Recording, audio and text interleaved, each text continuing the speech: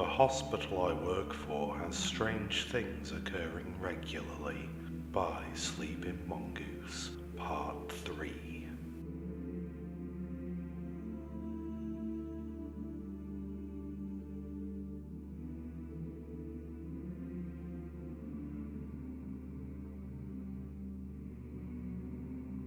Guess who's still alive? Hey everyone, I'm back, and as always, thank you for all your time. I appreciate all the feedback I've received and the thoughts you've put forth on the events which I've described so far.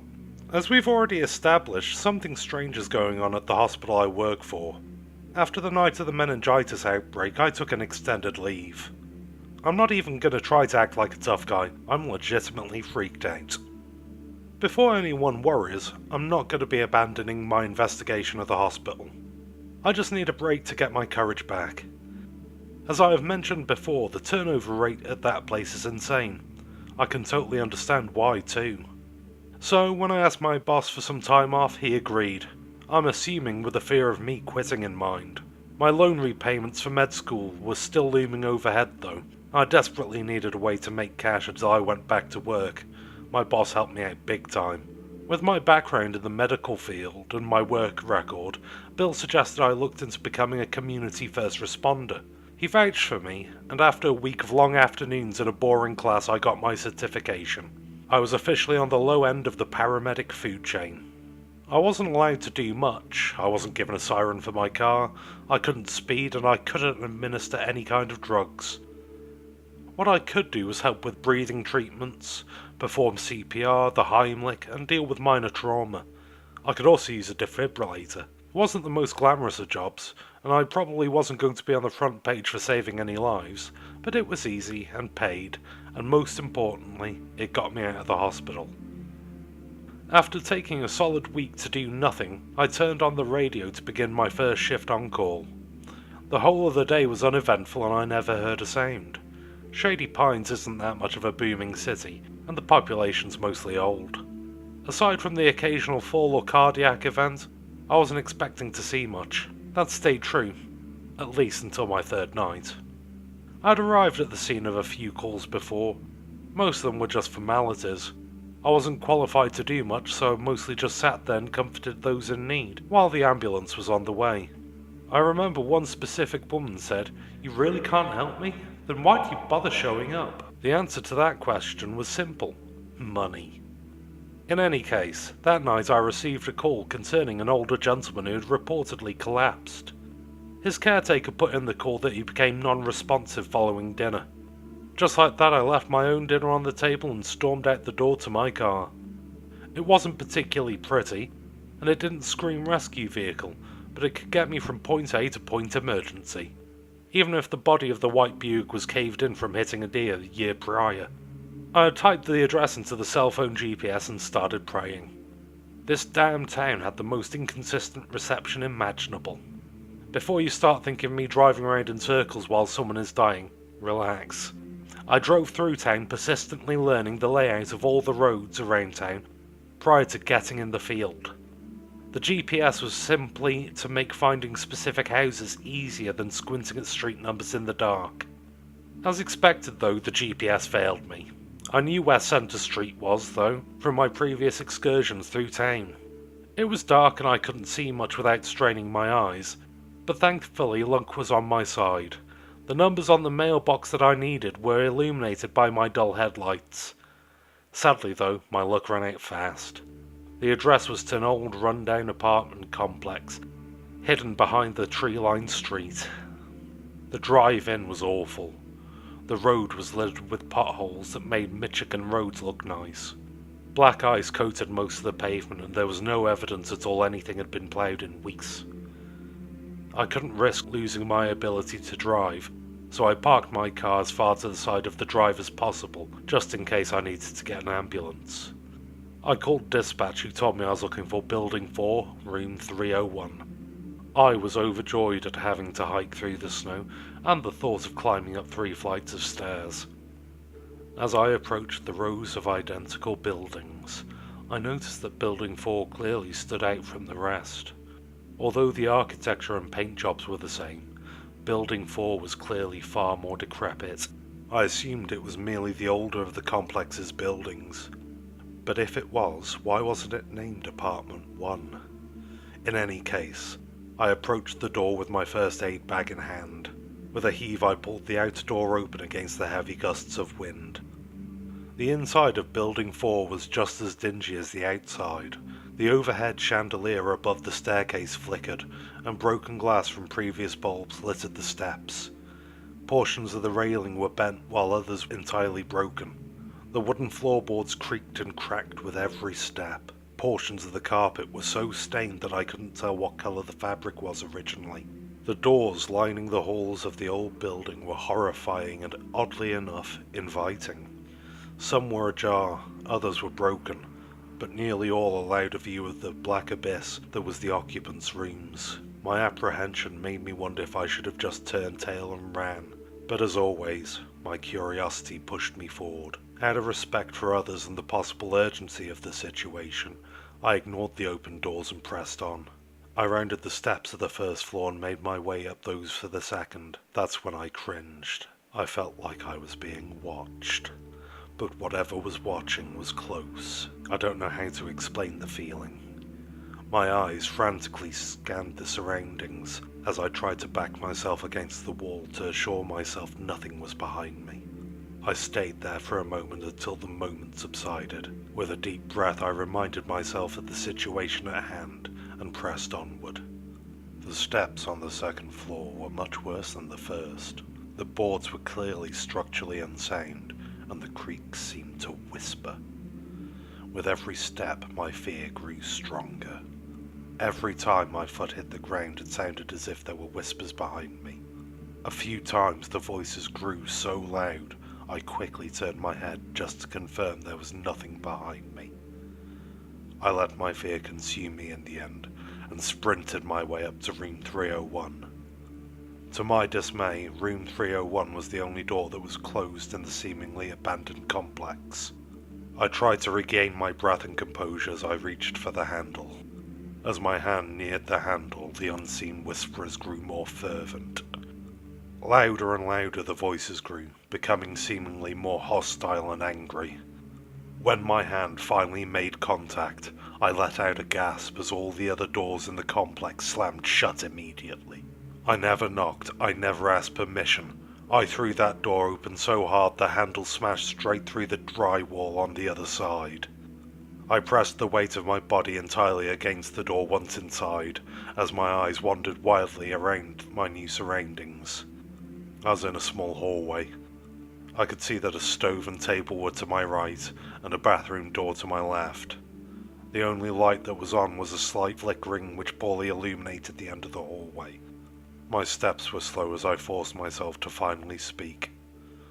"Hello? Is anyone there?"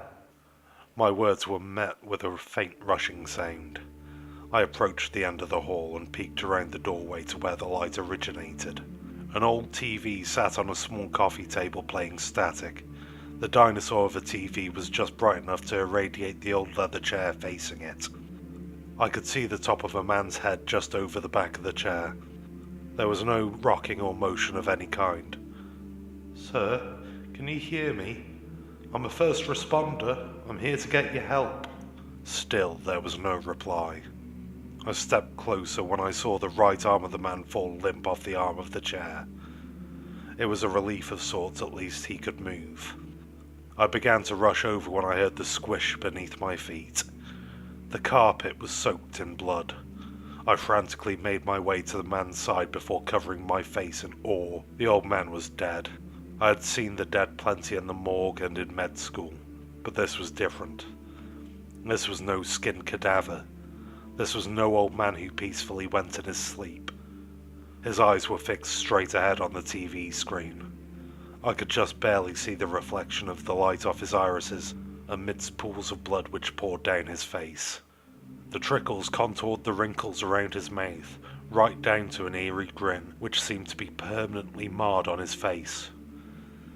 I thought back to that night in the hospital with the young girl and all the TVs. I shuddered when one more thought came to mind. I pulled the old man's arm towards me, his palm drenched in blood, his digits all missing. There was no radial pulse. I lifted the other arm to see a crude old pair of shears clutched tightly in his hand. The flashlight on my phone was plenty bright. Blood squished on my knees and hands as I crawled around trying to find where the fingers went to no avail. Just like the hospital, it kept coming up.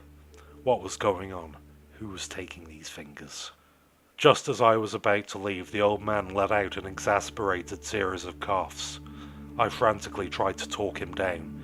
He kept flailing and screaming while clutching his injured hand. I tore into my bag and grabbed all the bandages I could. I wrapped the hand over and over as tight as I could to no avail. The blood just kept seeping through until finally the limb fell limp once more. It was finally over. A million more questions buzzed in my head, but the main one was that if this was some kind of dark scenario with weird people harvesting fingers, why would someone call 911 in the first place? There was no sign of anyone else in the whole complex. All the cars were gone. Unless the whole call was to distract emergency personnel from a much larger incident. I had a hunch and I'm not sure why, but I felt like I needed to check it out. I sprinted out of that house as fast as I could. Tire tracks marked the snowy driveway every which way and converged at the exit to the complex. I radioed dispatch to tell them the man was gone, told them I had to step out. Like most people in this town, no one seemed to care. I was just happy to leave and nervous about what was to come. My dimly lit headlights weren't great and the snowfall didn't help. If I couldn't follow the tracks, I'd never be able to sleep without worrying about what was actually going on here. My radio was off, my eyes were squinted, and I leaned forward as far as I could in my seat to follow the faintest of treads. After 2 miles, I made my way to an old country lot tucked deep in the old portion of town in the thickest portion of the pines. Once I saw lights in the distance, I was sure to turn mine off, and I parked some ways down the road so I wouldn't arouse suspicion. It was a cold night, but the pines helped shelter me from the wind as I crouched beneath.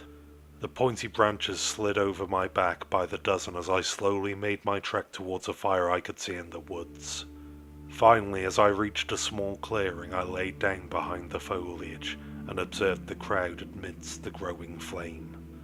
There were nearly 50 people at this place dancing around the fire, men, women, even young children. I had never seen such an unsettling sight. Many of them clutching old pairs of shears like the ones the old man had. In unison they screeched and laughed. Our Lord uses his almighty hands to do his bidding, and we are his fingers. O Lord, use us to do your bidding, to birth you into this world. My mind raced and my stomach churned. The crazed zealots all wore necklaces.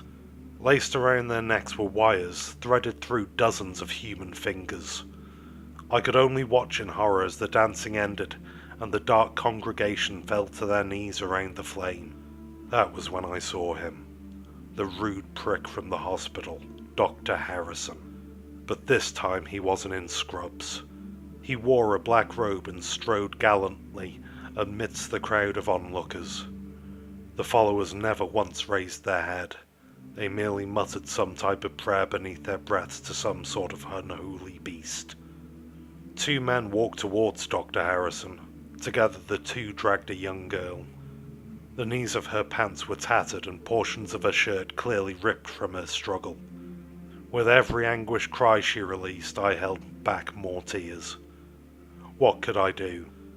I could only stare in disbelief as the men restrained the young girl by binding her to a small wooden chair next to the doctor.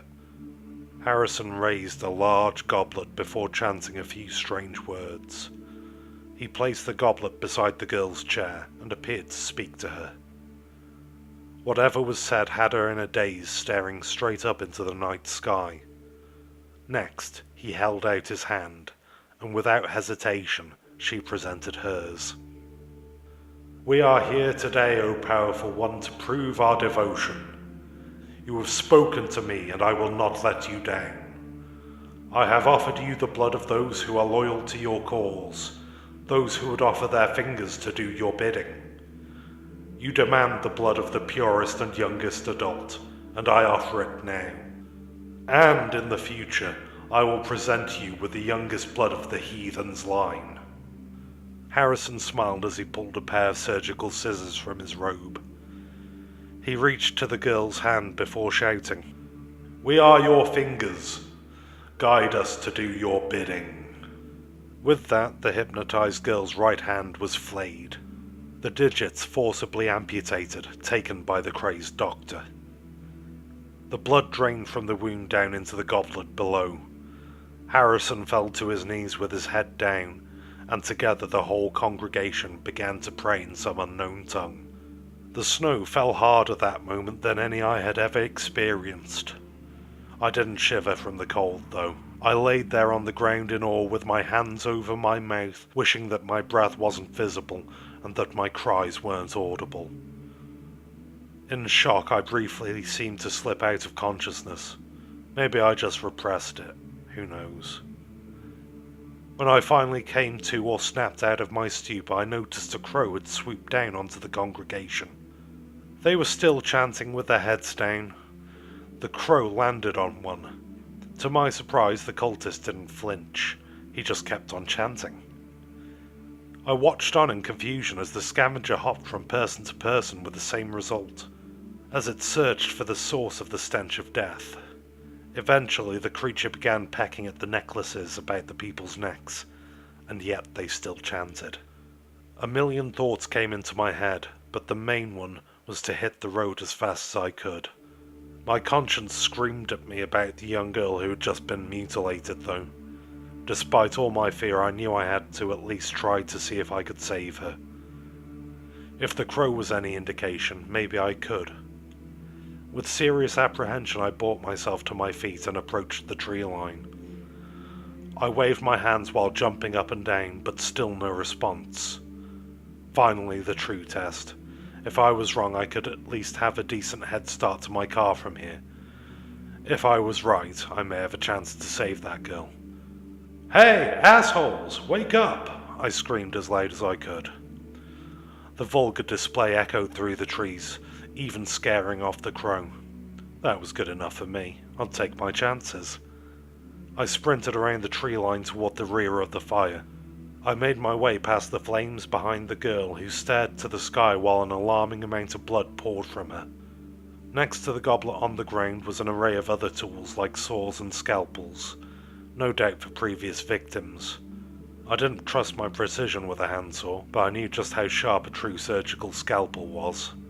I reached down carefully and began carving away the girl's restraints. My heart was racing faster and faster, but I held my breath the whole time. I tried to shake her and whisper to her without success. She was practically a zombie. I couldn't abandon her, so I did the only thing I could. I slung her over my shoulder like I was taught in any other rescue situation. I was never very fast, but on that day I may as well have been Usain Bolt. The snow plumed behind me with every heavy step I took through the thickening powder. I wasn't dying that night, not until I knew what was going on. That girl was getting out too. By the time I reached my car, my panic had set in. Her face was a ghastly white with gaunt cheeks. She bled all over my back seat as I frantically tried to wake her. That was when I realized I knew her. It was the girl I spoke to the night of the meningitis outbreak. She was wearing a necklace that read "Birthday Girl." My heart sunk thinking back to Harrison's proclamation. Was this her 18th birthday? Was she truly the youngest and purest adult? I had no time to think about that. I had to stop the bleeding, or she wouldn't live to see 19. I tore through my bag with reckless abandon, only to realize in my earlier panic that I used all my bandages on the old man. If she was going to survive, I had to improvise something fast. Past all the useless supplies I had, I saw my blood pressure cuff, and the light bulb turned on. I placed the cuff firmly around her wrist and pumped the cuff as much as I could. It was her only chance to stop the bleeding. I positioned her arm up with a seatbelt and did my best to lay her comfortably. As I made my way out the back seat, I saw that sunlight was finally beginning to break through the trees, and that those awful witching hours were over. I got into the driver's seat, threw the car into drive, slammed the accelerator, and then slammed the brakes. Standing before my car was Dr. Harrison, with the most smug look imaginable. I threw the shifter in reverse and drove straight out of town. Before I left, Harrison pointed straight toward me with a smile. I could just read his lips as I reversed away from his torment. The heathen.